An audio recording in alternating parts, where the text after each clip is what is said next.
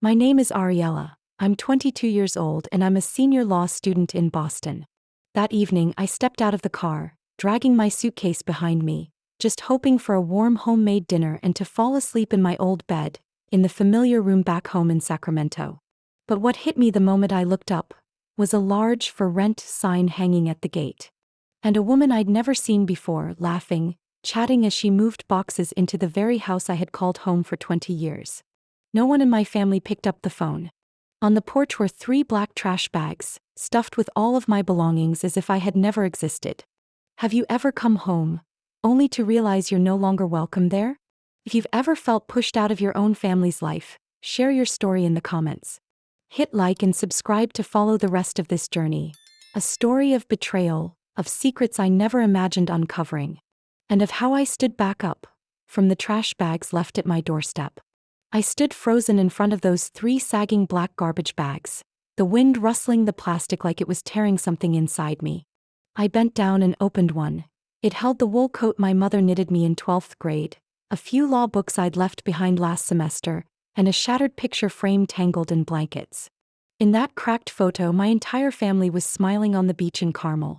My mother's arm wrapped around my shoulder, my hand holding my father's. My little brother Chad still wore braces, resting his head on my shoulder like a child. A handwritten note had been shoved into the edge of one of the bags. Folded in quarters, ink slightly smudged at the bottom.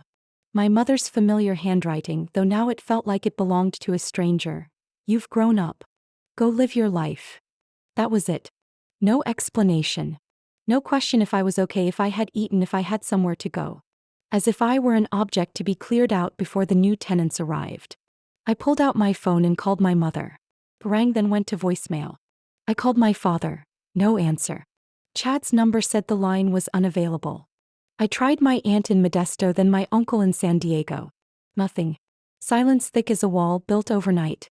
I collapsed onto the porch steps, fingers numb. The house behind me used to smell like chocolate chip cookies when I came home from school. There had been my mother's laugh, my father's classical music while doing his books, Chad's soccer ball thumping in the backyard. Now behind that door was someone else's world. And I was homeless. I clenched my phone, scrolled through contacts, and stopped at the one name that gave me pause. Professor Elaine Porter. I hesitated, then hit call. The phone only rang twice before she answered. "Ariella? You're calling pretty late. Is everything all right?" I opened my mouth, but nothing came out. It took a few seconds before I could speak. "They're gone, Professor. My house. It's been rented out. No one told me anything." Silence on the other end. Then her voice softened. "Where are you?" "In front of the old house. Sacramento. You can't stay there. It's getting late. Do you have anywhere to go?" "No. I'm sitting next to 3 garbage bags filled with my own things." I heard her inhale sharply. "Listen to me. Don't stay there. Can you catch a ride to Berkeley? Come to my house. Stay as long as you need. I'll leave the porch light on." I broke down crying before I could stop myself. The first tear since I arrived at the house. Not because I felt betrayed, but because, in a night that had gone dark so suddenly, someone still thought to leave a light on for me. 3 hours later, I stepped into a Victorian-style home tucked beneath old oak trees. Professor Porter wore a gray sweater and fuzzy slippers, and she wrapped her arms around me the moment I stepped onto her porch. "Come in, you must be freezing," she said, then bent down to pet Bentley, her blind dog who wagged his tail by instinct whenever a stranger arrived. Her home was quiet and warm, the air scented faintly with jasmine tea. Art prints covered the walls, and books lined wooden shelves from the living room to the hallway. Something about this place made me breathe slower. A kind of peace, without conditions. I sat in the armchair near the fireplace, still holding my mother's note as if letting it go would cause everything I once believed in to fall apart. "I won't ask too many questions," Professor Porter said, handing me a mug of hot tea. "But if you want to talk, I'm here to listen." I stared into the flickering fire, then whispered, "They left like I never existed." My mother left just one line, like I was something they borrowed and had to return. She didn't interrupt. Didn't rush to comfort. She simply stayed present, letting me speak as if I were undoing knots in my chest. "I used to send home nearly a third of my scholarship every semester," I said. "I thought I was helping keep the house afloat. But turns out, I was just the first one they decided to cut loose. She frowned slightly, then gently asked, "Do you think they were going through something difficult?" I shook my head. If they were, they could have told me. I didn't need perfection. I just wanted the truth. But they chose silence and then disappeared. A moment later she stood. "You need a real night's sleep. We'll think of what to do in the morning. For now, the guest room is yours." I smiled faintly. "Thank you. I honestly don't know what I would have done without you right now." She nodded quietly, her eyes saying what words didn't need to. "You are not alone." That night, I lay in a soft bed by the window, Bentley's breathing steady on the floor, still holding my mother's note. No more tears, just questions with no answers. And a quiet emptiness growing inside the space where the image of my family used to be. I began my new days in Professor Porter's calm home with a strange blend of emptiness and gratitude. Each morning I made tea, walked Bentley to the small park nearby, then returned to an open journal on the table. I wrote down small things, a fleeting dream, a childhood memory, or a line wondering what I needed next. It was during those mornings that I applied to Bastion Legal Aid on Professor Porter's recommendation. Bastion was a small nonprofit in Oakland that supported low-income residents, students, and the elderly facing urgent legal issues like evictions, property abuse, and unfair rental disputes. The interview lasted 15 minutes, but I'll never forget the way the supervisor looked at me when I said I'd lost my home without a single word from my family. He studied my face for a long moment, then said softly, "That means you'll understand our clients better than any other intern we've ever had." On my first day at Bastion's office, I sat in a narrow room with a squeaky ceiling fan, flipping through case files from people being pushed out of their apartments because they had no way to fight back. An elderly woman had her rent doubled without notice. A single mom was evicted simply for reporting a leaking pipe. A student returned from a family funeral to find her dorm room locked and all her things thrown out like garbage. Every case I read tightened something in my chest. These weren't just lines on paper. They were voices, eyes, nervous breaths from people treated as if they didn't matter. Just like me, standing in front of my old home, next to 3 bags of my life, ignored by the very people I once called family. A week later, I was assigned to work with a housing attorney named Marissa Doyle. She was about 10 years older than me, blonde hair in a tight ponytail, always chewing gum while reading, with a mix of sternness and charm that made her instantly respected. On our first morning, she handed me a thick folder. "These are 5 students kicked out of campus housing mid-semester. Landlord said family needed to move in, but there's no lease, no compensation, no apology. You handle the interviews for 3 of them." I sat in the intake room, hands on my notepad, facing the first student, a girl with dried tears on her cheeks, fingers clasped tightly like holding herself together. I listened, asked slowly, nodded when her voice cracked, recounting the night she found the door bolted. I didn't comfort her with words. I let her speak, because I understood. Sometimes the only thing you really need is someone who actually hears you. After that day, Marissa looked at me from the doorway and nodded. "You have a way of making them feel like they matter. That's rare." That night, I sat alone in the corner of Professor Porter's kitchen, Bentley resting his head on my leg, eyes closed. I stared into a cooling cup of tea and something inside me became clearer than ever before. When had I stopped waiting for a call from my mother? When had I stopped hoping Chad would text me? Maybe it was right then, when I realized I no longer trembled in the face of their silence. I took out my notebook and wrote, my hand slightly trembling, "Anchor Point Initiative." I wanted to build something of my own. Not just for strangers. For students like me. Those who had been evicted by landlords, cut off by family, those caught between 2 places where neither felt like home. I didn't want to be just the one filing paperwork anymore. I wanted to create a space that was truly safe. A place where someone could start again without needing anyone's permission. I told Professor Porter about the idea the next morning. She was scooping food into Bentley's bowl when she paused, turned toward me, her eyes wide with surprise and something deeper. "You're serious?" "Every word," I said. "Then you'll need help. You'll need to understand the legal process, nonprofit registration, funding sources, staffing." "I'll learn," I replied, more certain than I'd ever felt. "Step by step." She nodded. "Then we begin here." I typed out the plan on my laptop, sitting in the soft morning light streaming through the kitchen window. I didn't have money. I didn't have a location. I didn't have anyone but myself. But I had something no one could take away. The memory of that night standing before a locked house, of 3 silent garbage bags at my feet, and of the aching silence from people who once claimed to love me unconditionally. I wasn't going to cry over what they left behind. I was going to build something no one could throw away. And I would call it Anchor Point, because no matter how far life sets you adrift, everyone deserves a place to anchor themselves before they're lost completely. While filling out the official registration for the Anchor Point initiative, I froze at the section for permanent address. Since being abandoned, I hadn't needed to write that information on any formal document. But now everything had to be transparent, every detail legally sound. I couldn't put Professor Porter's address. I couldn't use the university's. So where did I belong?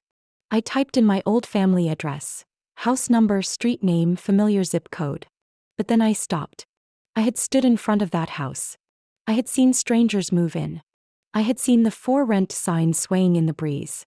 Maybe I'd been trying to convince myself that not everything had been lost. The next morning, I decided to go to the Alameda County Recorder's office to confirm the records. A light rain tapped against the bus windows. I sat in the very back row staring through the glass, uneasy. I didn't know why this was making me shake. Maybe because, deep down, I knew the truth waiting ahead wouldn't just be bureaucratic. At desk number 4 sat a clerk named Kelly, probably in her early 40s, with a soft and professional voice.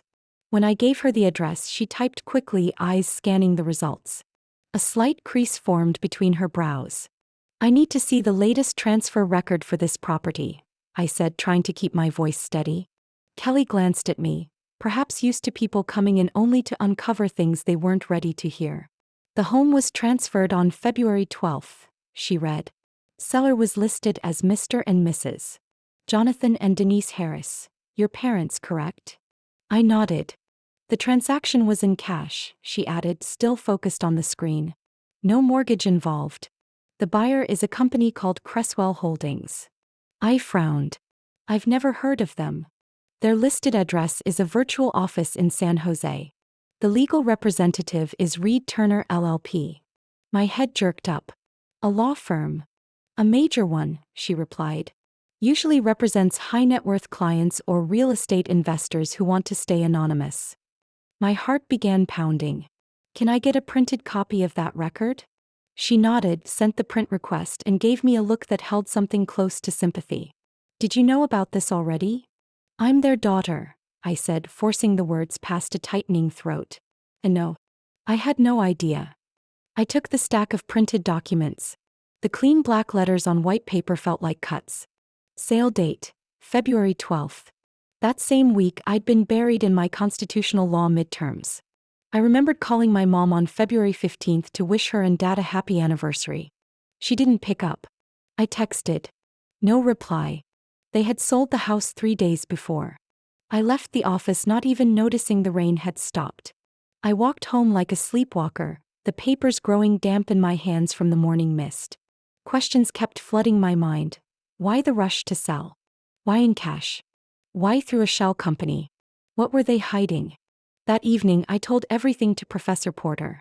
She sat quietly, hands folded, watching me with concern. "You think they sold the house to avoid you?" she asked. "Why would they need to avoid me? If it was financial trouble, why not say so? If they needed help, why vanish like I was a burden?" "Reed Turner is no ordinary name," she said, her voice low. "They specialize in complex inheritance cases, anonymous transfers, even litigation shielding." I turned toward her. "Inheritance?" She nodded. "Do you think, is it possible they were trying to secure an asset, one they didn't want you to receive?" I tightened my grip on the mug of steaming tea. Her words cut through the fog I had wrapped around my thoughts for weeks. I didn't have proof, but something in my gut screamed it loud and clear. They hadn't just walked away. They had done something before leaving. Something calculated, backed by legal advice, and deliberately hidden from me. I laid the documents across the table, slowly organizing each page, every address, every signature. I saw my father's handwriting on the notarized deed, steady, firm. Like he'd signed it without a second thought, as if erasing me from what used to be our family was just another part of the transaction. I picked up my phone and called an old classmate now interning at the probate authority in New Mexico. My voice was calm and clear. I need help looking into inheritance records for a relative who passed in the last 3 years. I'll send you a name and date. Can you check who the beneficiaries were? There was a pause on the other end, then a quiet yes. I texted over my grandmother's name, the woman I hadn't mentioned in years, who suddenly felt like the one missing piece I needed to understand it all. On a Wednesday morning just after leaving civil law class, my phone buzzed. A text popped up from an unknown number. They didn't just move. They're hiding. I froze in the middle of the quad, cold wind slipping through my coat sleeves without notice. I read the message again and again, my heart pounding harder each time.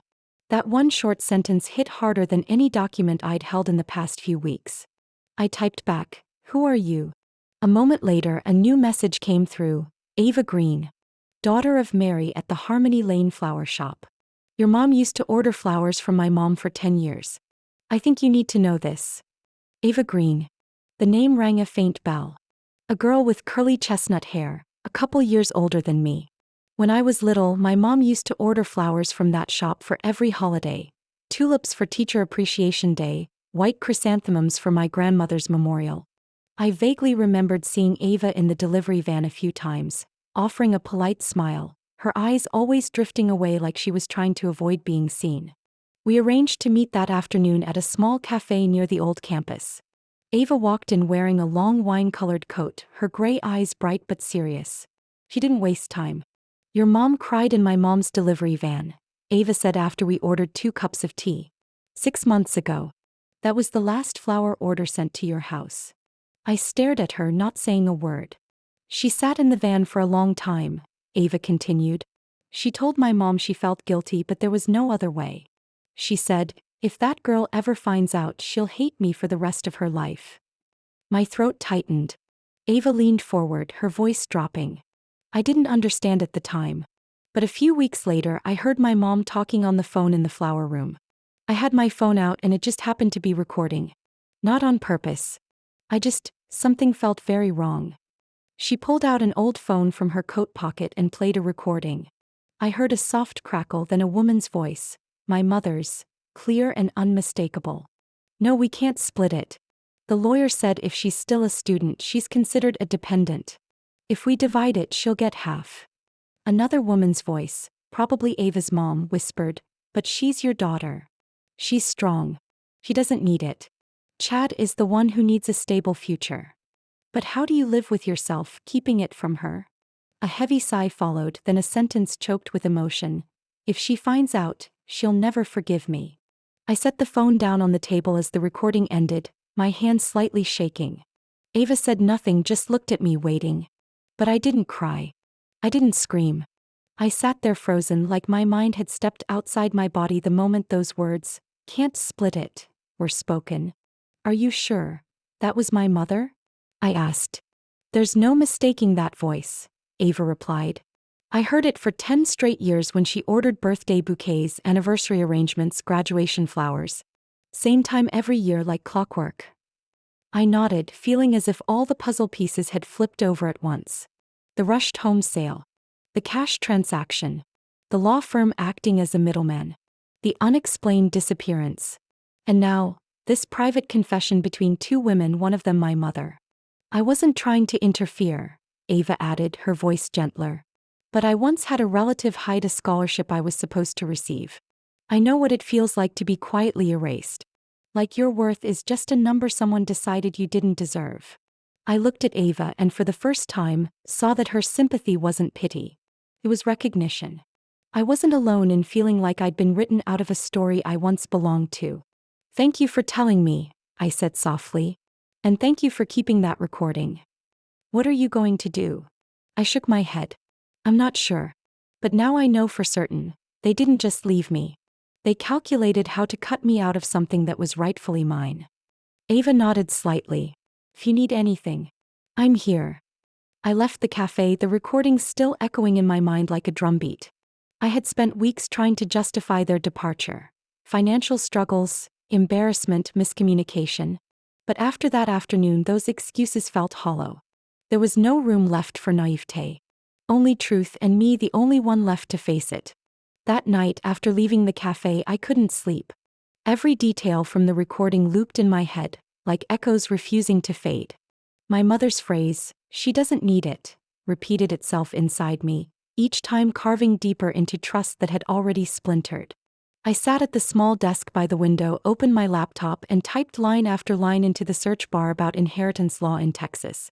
I vaguely remembered that my grandmother had died in El Paso 2 years earlier after a stroke. I had been preparing for final exams then. My mom called briefly to break the news and then hung up. I didn't attend the funeral. Airfare was too expensive, and my mom told me, "You don't need to miss school for the dead." Looking back, it all felt unnaturally cold. I found the name of the law firm that had handled her estate, Gomez Villarreal Attorneys. I hesitated for a few seconds before calling. 10 minutes later, I was connected to a legal assistant named Marco Alvarez. His tone was steady and professional, but something softened the moment I said I was the granddaughter of Inés Morales. "Miss Ariella Harris?" he asked, confirming my name. "I remember seeing you in the file. Please hold while I pull up the records." I heard typing on the other end, my heart pounding like I was waiting on a verdict. "All right, here it is," Marco said. "According to our records, Ms. Inés left behind a piece of real estate near Highway 375. It was sold after her passing to a land development company. Sale price was $495,000, plus a state land tax reimbursement, bringing the total to $513,087. I let out a shaky breath, like something had been knocked out of me. "The sole beneficiary listed in the will," he continued, "is you, Ariella Harris. At the time of her death, you were not yet 21, so temporary guardianship of the inheritance was assigned to your parents under Texas law. But the full transfer process was triggered 1 week before your 21st birthday. So," I whispered, "they were notified?" "Yes. The first notice was sent to the legal guardians, Mr. and Mrs. Jonathan and Denise Harris, in January the year after Ms. Inés passed. The funds were held in a temporary trust account with the instruction to contact the beneficiary upon reaching legal age." I leaned back in my chair, gripping the phone like I might drop it. Shock and deep hurt twisted together in my chest as it sank in. My parents had known. They had known all along. "Did anyone from my family ever follow up with your office?" I asked. "Yes. Twice. Once by your mother, Denise Harris. She inquired about transferring the funds to their daughter studying out of state. But we explained that the beneficiary needed to sign in person upon reaching legal age. We couldn't release the funds without your direct confirmation." "And after that?" I swallowed. "No further contact. When you turned 21, we mailed the documents to the listed permanent address, but it was returned to sender." I let out a dry laugh. Of course it was returned. By then they'd already cleared me out of their lives. They had sold the house. No one at the firm had any way of reaching me. "Where is the money now?" I asked. "Still in the beneficiary account. It's secured with the trust bank in El Paso. You only need to verify your identity and sign a few documents to receive the full amount." I nodded, even though Marco couldn't see me. "Could you email me the full case file?" "Of course. Would you like us to arrange a formal call with the lead attorney to go over everything?" "Yes," I said. For the first time in weeks, I felt like I had solid ground beneath my feet. When I hung up the phone, the room fell completely silent. I sat still for a long time, then opened my email. The message from Gomez Villarreal arrived just 15 minutes later. I read every line, every number, every date. Each word felt like a gentle slap to a memory that had been distorted for the past 2 years. I remembered all the sleepless nights spent studying, still sending my scholarship money home. I remembered wrapping birthday gifts for Chad with what little I earned from my internship. I remembered my mom telling me not to worry about family finances because everything is under control. But what was the truth? The truth was, they had held the inheritance documents long before I was legally entitled to them. They chose to hide it. They chose silence. And when they could no longer maintain control, they chose to disappear. I didn't need anyone to tell me I had been betrayed. Their silence was proof enough. But there was one thing they didn't expect, that I would still be standing. I was still here, reading every line of that will, no longer crying, no longer shaking, with only one thing left inside me: resolve. I wouldn't let them finish writing this story the way they wanted. And that money, though it carried pain, would become the foundation for something bigger. Something they would never have the power to define. I printed out the entire inheritance file from the law firm in El Paso and spread the pages across Professor Porter's living room table. Figures, dates, signatures, names, everything neatly arranged on paper, but nothing about it felt neat inside. Professor Porter sat across from me, slowly turning her now cold coffee mug. She stayed quiet for a long while, then spoke softly. "We need to verify the legal authenticity of every signature. If anything is invalid, you have grounds to sue." I nodded. She had already contacted a young attorney named Nate Hudson, one of her former students now working at a small firm in San Francisco. Nate arrived the next afternoon, bringing his laptop and a stack of documents related to personal asset disputes. He was about 30, lean with a clear, sharp voice. After I explained everything, he said right away, "We need to compare your father's signature on the power of attorney with previously notarized documents, especially those verified in the state's official notary system." I provided a copy of my birth certificate, scholarship documents, and a copy of the home sale contract from 2014, where my father's signature was clearly visible. Nate launched a signature analysis program and compared every detail: the swoops, spacing, slant, and dot placements. After nearly an hour of reviewing, he paused and pulled his chair closer to mine. "Look at this," he said, pointing at the screen. "On last year's power of attorney, Jonathan Harris's signature has some strange traits. The loop on the J, and the stroke on the H slant left, with a rushed and slightly smeared appearance. All previous signatures are consistent, firm, and balanced." I studied the image and saw what I had missed before. The signature on the legal transfer didn't carry my father's usual character. It looked like someone trying to imitate him. Nate continued, "It's highly likely that signature was forged. If that's true, the entire transfer of assets into the Reed-Turner account could be declared invalid." I straightened my back. "Can we freeze that money?" "Yes. I'll file a motion requesting the county court issue a temporary freeze order to secure the contested funds." 3 days later, the paperwork was filed. The preliminary judge reviewed our petition and granted a temporary hold. An official freeze order was issued to the bank holding the Reed-Turner account. I thought I'd have time to breathe. But less than a week later, I received a subpoena. A thick envelope arrived via certified mail at Professor Porter's home. The plaintiff? My own parents.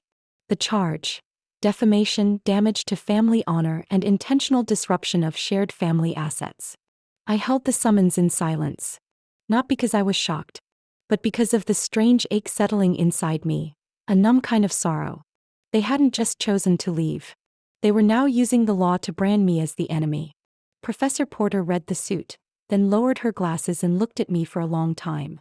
"This isn't about assets anymore. They're trying to attack your character." Nate arrived that evening. He reviewed every page of the lawsuit carefully, then said, "This actually works in our favor. They've brought the dispute into the open and officially acknowledged the conflict. We can countersue and request a formal investigation into the forged documents." I sighed. "But the press, the media, if word gets out, what will people think about Anchor Point?" "No one has to know unless you choose to speak," Nate reassured me. "We'll handle this in court quietly by the book. No one has the right to paint you as the villain for fighting for what's rightfully yours." I nodded. I never liked the idea of fighting with lawsuits. But when trust is broken beyond repair, the law becomes the only path left. I no longer needed their apology. I just wanted back the part of my life they had stolen with silence and deceit. The mediation hearing took place in a high-rise office building in downtown Oakland, glass walls overlooking the 580 freeway, the late afternoon light casting a pale chill across the room.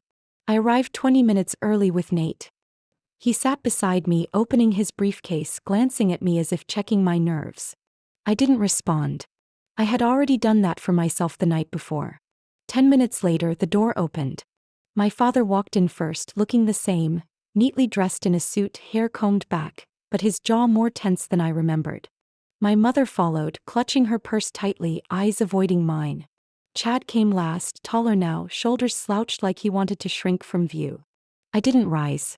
I watched as they took their seats across the long table, separated by a frosted glass divider. Representing them was their attorney, a silver-haired man in a gray suit, who introduced himself as Mr. Beltran. The mediator, a middle-aged woman with a steady voice, laid out the ground rules. This was a non-binding session intended to allow both parties to speak before moving toward a formal trial. Beltran began. Mr. and Mrs. Harris wished to resolve this matter respectfully. They acknowledge errors in handling the estate but deny any intent to cause harm. I listened to each word, nodding slowly as if filing it away in my mind. My father straightened his back and spoke. You've always been independent. You had scholarships, a prestigious university, mentors. Your mother and we thought Chad needed more help. I met his eyes. And me? Not even a phone call? Not one text message. My mother turned away, but her voice was clear. You didn't need us anymore. You flew on your own. Chad didn't. I sat silent. The pause felt endless. Then I turned to Chad. What do you think, Chad? I asked.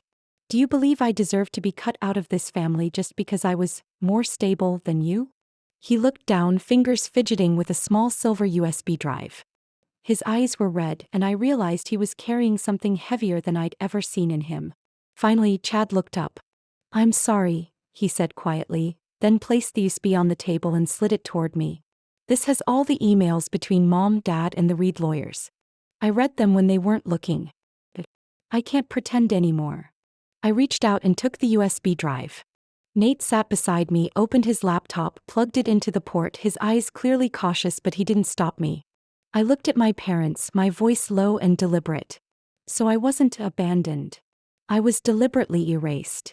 My mother turned to my father. You said she would never find out. My father clenched his jaw.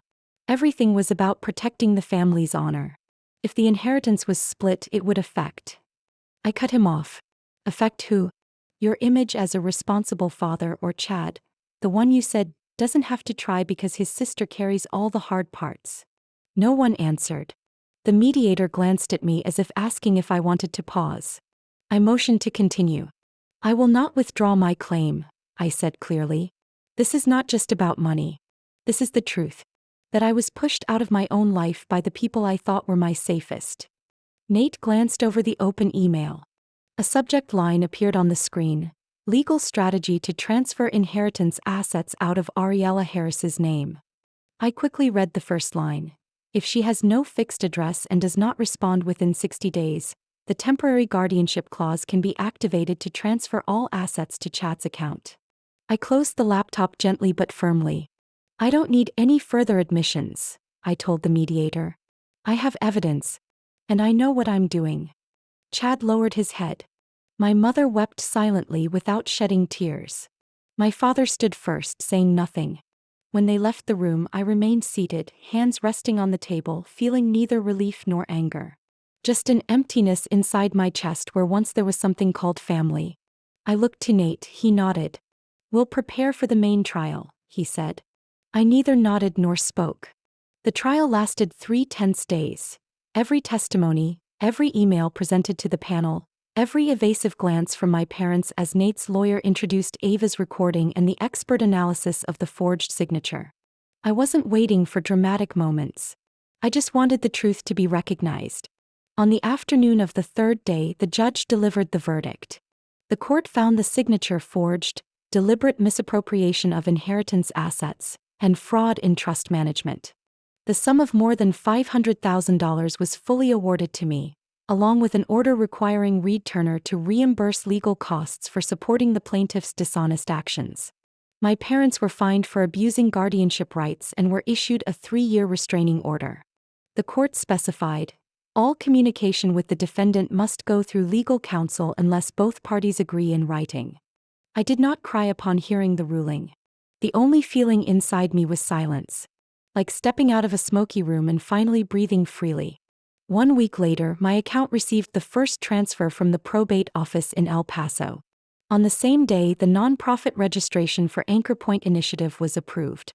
I submitted grant applications to 3 major educational foundations and was accepted within 3 weeks, thanks to the operational plan Nate and I had written during long nights. We rented a 2-story house near campus as our first office. The ground floor was the intake area and location for regular legal counseling. Upstairs was divided into 2 rooms. One for students needing temporary shelter, one for group work with a whiteboard, notebooks, and an old but comforting coffee machine. Bentley lay in the corner, a quiet symbol of patience and loyalty. The media attention came unexpectedly. A reality TV show specializing in stories of survival after family trauma reached out through Anchor Point's email. They wanted me to share the journey of being abandoned, suing my own parents, and building a place to support students who had also been pushed out of their homes. I hesitated for a long time. I didn't want my story to become entertainment or be reduced to a few dramatic minutes. But the show's director, a woman named Julia Garner, came to the office and spent 2 hours drinking tea with me. She brought no script, only a notebook and one question. If another kid was abandoned like you, would they see an open door? I agreed to film. On set, the lights shone directly in my eyes, but I didn't back down. I spoke calmly without embellishment or mercy. When asked about my feelings toward my mother, I paused and said, I don't blame her for poverty. I'm angry because she chose greed over love. Poverty is never an excuse for betrayal. The set fell silent. The director didn't cut the scene. And I didn't need to change a single word. After the broadcast, Anchor Point received hundreds of emails and messages. Some shared stories of being evicted after coming out. Others spoke of crisis after parents left for a new family. A high school teacher wrote, I used to think my students just needed good grades. Now I see many just need someone who stays. A week later, my mother sent me a handwritten letter. She said she couldn't sleep, couldn't imagine I would put family on TV. She said she still believed everything was to protect Chad. At the end, she apologized if I felt hurt. I folded the letter and put it in a drawer. I didn't reply. Because that apology didn't acknowledge the choice they deliberately made. I didn't need them to feel shame in public. I needed them to have the courage to face the truth they kept avoiding. And that they still haven't done. I returned to my work at Anchor Point. Every student's file brought a different story, but I always saw the same look in their eyes. The desperate hope that someone would see them, that they weren't invisible. And every time I sat beside them, not as the founder or future lawyer, but as someone who once sat on a sidewalk with 3 trash bags beside her, I knew I was doing the right thing. I was no longer searching for a home. I was building a place where those left behind could find their way back. Not to the past, but back to themselves. My old house stood on Maple Street between 2 rows of bare maple trees. That winter was quiet with few passers-by, and the cold wind blew harshly as if mourning. The for sale sign had been taken down 3 weeks earlier. I stood at the door holding the new keys, heart pounding, not from cold but from memories flooding back. I bought the house not to live in it. I didn't need to reclaim what was no longer home. I bought it to turn it into something else. A new destination called Anchor Point House, a temporary shelter for students with nowhere to go during holidays. I remembered the feeling I once had, coming back from a long trip, dragging my suitcase up the steps, only to realize everything was gone. The house. The family. Even my name left only on a trash bag. And I promised myself, if someday I had the strength to open a door, I would never close it on anyone who's ever felt that way. Nate and I spent nearly 2 months renovating the house. We kept the old wooden door frames but repainted the entire interior. The living room was redesigned into a shared space, with a long couch, bookshelves, an open kitchen, and string lights hanging around the ceiling like a miniature starry sky. Upstairs, the bedroom was divided into 4 single beds, each with an electric blanket, a small locker, and its own night lamp. I wanted this place to be warm enough that no one felt like they were just crashing. Bentley, the blind dog belonging to Professor Porter, had his own bed right under the stairs. And there, any student could sit beside him, pet him, and share things they couldn't say out loud to anyone else. We officially opened the house on November 20th, right during Thanksgiving week. I stood by the kitchen stirring a pot of hot chocolate, watching each new face walk in, nervous, shy, then relieved when they saw no one looked at them with pity. A student named Malik from Minnesota said his mom just remarried, and his stepfather didn't want him coming home. A girl named Rachel was gay and had been cut off by her parents after coming out.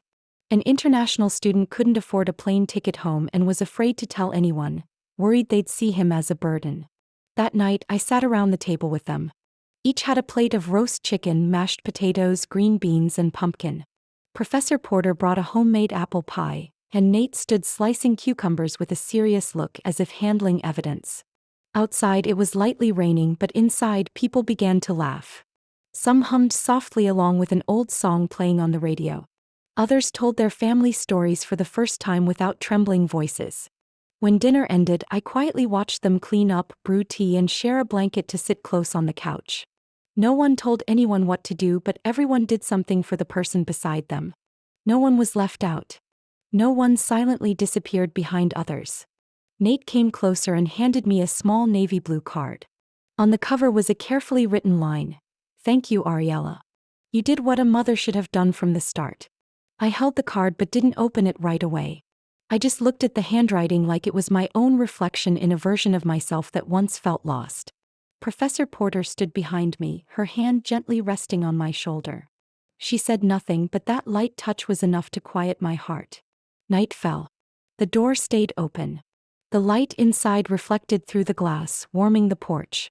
A new student arrived, wet from the rain, hands shaking, dragging an old suitcase. I stepped out to greet him, handed him a blanket, and invited him inside. His eyes were red. I nodded. "Come in. No one here will ask why you have nowhere to go. Here there's warm blankets and hot tea. And a place called home." I softly closed the door behind him, then turned to look at the house once more. I was once just a name hastily written on a trash bag outside my own home. Now I am the one who keeps the door open for those who once stood outside in the rain, hoping someone would see they still deserve to stay. I don't know what you think when you hear this far. Maybe you feel angry for me. Maybe you have seen yourself in a moment like this.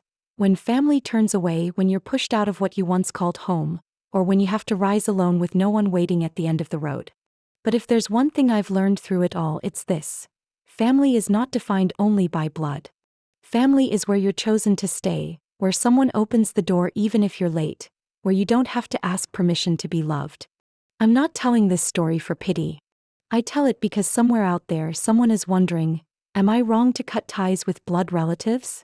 Or, can I really rebuild from zero? If you've ever asked yourself those questions, let me know in the comments. I'll read them, and if I can, I'll respond.